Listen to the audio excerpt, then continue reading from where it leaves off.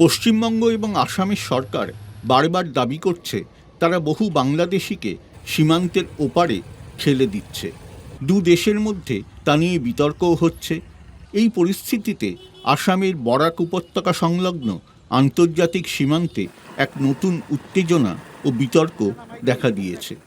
কাছাড় জেলার কাটিগড়া এলাকায় এক ব্যক্তিকে সীমান্তের জিরো পয়েন্ট থেকে অপহরণ করে বাংলাদেশে নিয়ে যাওয়া হয় বলে অভিযোগ।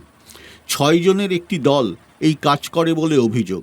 তবে ওই দেশের পুলিশ এবং সীমান্ত সুরক্ষা বাহিনী ভারতীয় নাগরিককে উদ্ধার করে 12 ঘন্টার মধ্যেই বিএসএফের হাতে ফিরিয়ে দেয়। অপহৃত ওই ব্যক্তির নাম রঞ্জিত দাস, বয়স 65 বছর। তিনি এখনও চিকিৎসাধীন। ও মাথাত মারছে একটা, মানে আমারে নরম হলেইছে বাড়িয়া। ও সাইডে একটা,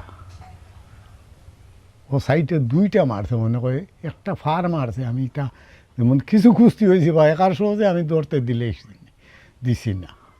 সাইজ যেমন আমি ছুটিয়ে আইম, তখন আমি পারছি না। তখন একটাই দৌড়ছে, দুইটাই ট্যাঙ্কও দৌড়ছেন, দুইটাই হাতও দৌড়ছেন, শূন্য লইয়া গেছেন আমার নৌকা নিয়ে ফেলাইছেন দুরুম করে। ওই এর প্রায় 1.5 ঘন্টা বাদে ও বিটিআর আইছে, পুলিশ আইছে। কইতে কি আইসু নি কেন আমি কইতাম পারতাম। আইয়া কইছে মানুষ কই, তোমরা মানুষ দেও। এগুলো যে নাছিল মুটির সামনে উয়াত আমি যাই মুগি করিয়া দাঁড়াইয়া, হয় মানুষ হই, মানুষ আন। ও ওকে ডরাই গেছে কিছু। এ কইছে মানুষ আছে, আপনারা সবাই নামি আনো। হুয়া তো ধরে দুঃখেও বাই নিছে, নিয়ালেও তারা গাড়ি তুলছে, বিটিআর গাড়ি তুলছে, তুলিয়া তারা ক্যাম্পর নিছে। হনো নিয়ে আমারে ফটো তুলছে, আর বহুত নৌনারিও করছে। আরও কথা কইছে যে তুমি কইও বাংলাদেশের সীমাত আইছিলে হারাইয়া, তোমার ইন্ডিয়ার কথা কইও না, বাংলাদেশের সীমাত হারাইয়া আইলে ও কথাটা কইও, আমরা অফিসার আইলে জিকাইলে। রঞ্জিত জানিয়েছেন, অপহরণকারীরা বারবার বলেছে তাদের একজন লোককে বিএসএফ হত্যা করেছে। বদলা নিতেই এই অপহরণ। রঞ্জিত ভুলতে পারছেন না সেই 12 ঘন্টার কথা। তখন দুইটা ছেলে আইয়া উঠেছে। আমি কইছি রে তোমরা এই কেন কিতা লোকে? আমারে বলছে যে আমরা ইন্ডিয়ার কোন একটা মানুষে তারে ফোন করে কইছে তার ভাই একটা আগের দিন গুলি হয়েছে আমরা এখানে, আমরা শুনছি না। রাত্রিবেলায় গুলি হয়েছে আমরা শুনছি না, এটা অনেক রাত পরে হয়েছে। তা আমরা খামখা তরিয়া গেছি, এটা শুনছি। কয় আমারে কইছে এখন মানুষের অন্য একটা লাশ আছে। আমি কই না রে বাবা, ইনো কোনো লাশ নেই, আমরা যে 5-6 জন আছি কোনো লাশ আমরা দেখছি না। 17 জুন সকালে রঞ্জিত কাঁটাতারের ওপারে থাকা নিজের জমিতে চাষ করতে গেছিলেন।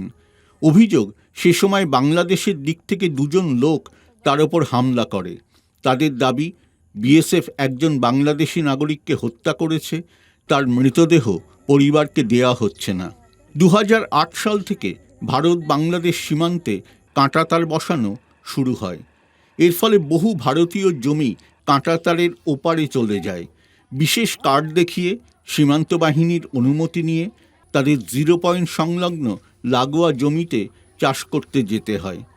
রঞ্জিত দাসের ভাই জানিয়েছেন, তারা দুজনেই একসঙ্গে কৃষিকাজ করতে গেছিলেন এবং হঠাৎ নদীর দিক থেকে 2 জন লোক তাদের দিকে এগিয়ে আসে। তাদের হাতে অস্ত্র ছিল। আমি গেলাম হাল চাষ করতে, গিয়া 7টা বাজে আমরা তো গেট খুলে, 7টার সময় তো গেট খুলে দিছে বিএসএফে। তো আল উল শেষ হয়ে গেছে, আর মানে লাঙ্গলটা খারাপ হয়ে গেছে। ও আমি হালটা চালিয়া মহিষ লইয়া আইছি। গিয়া আমরা ধরো 11:30 গরুটা হইব, গরুটা খেদাইয়া লইয়া ইখান, আর মহিষটা এক জায়গাত লইয়াই খাইব। তারা আমরা কাজ করবো, ঘাস কাটিয়ে ফেলাইম।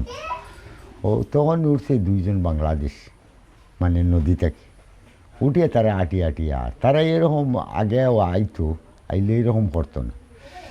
আর গত 1 বছর থেকে তারা আর কি ওই যে বিএসএফরে মারছিল আর পাবলিকরে, ও মারার থেকে তারা সর্স পাইলিছে।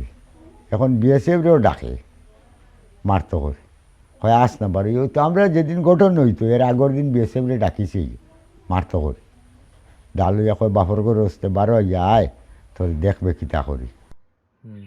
ঘটনার পর সীমান্তবর্তী এলাকায় উত্তেজনা ছড়িয়ে পড়ে। প্রায় 1000 গ্রামবাসী সীমান্তে জড়ো হয়ে বিক্ষোভ দেখায়। দুই দেশের সীমান্ত বাহিনী ফ্ল্যাগ মিটিং করে। পরে রাত 10:30 নাগাদ বিএসএফ জানায় রঞ্জিত দাসকে বাংলাদেশ কর্তৃপক্ষ ভারতের হাতে তুলে দিয়েছেন। তারা যে কিডন্যাপটা করলো এই জন্য যে আমাদের কৃষক গিয়েছে কাজ করতে, ওদের তো কাঁটাতারও নেই, কাজে এই শ্রেণীর লোকের জন্যে তো সব খোলা, যার জন্য এটা সম্ভব হয়েছে। না হলে দেখুন কোনো মানুষকে, আমার এখানের মানুষ তো কাঁটাতার আছে, কাঁটাতার পার করে তো আসতে পারবে না, আমার এখানের মানুষ তো যেতে পারবে না। বিএসএফের ডিআইজি স্তরের এক কর্মকর্তা ডয়চে ভেলেকে বলেন, ওকে নিরাপদ অবস্থায় আমাদের হাতে তুলে দেওয়া হয়।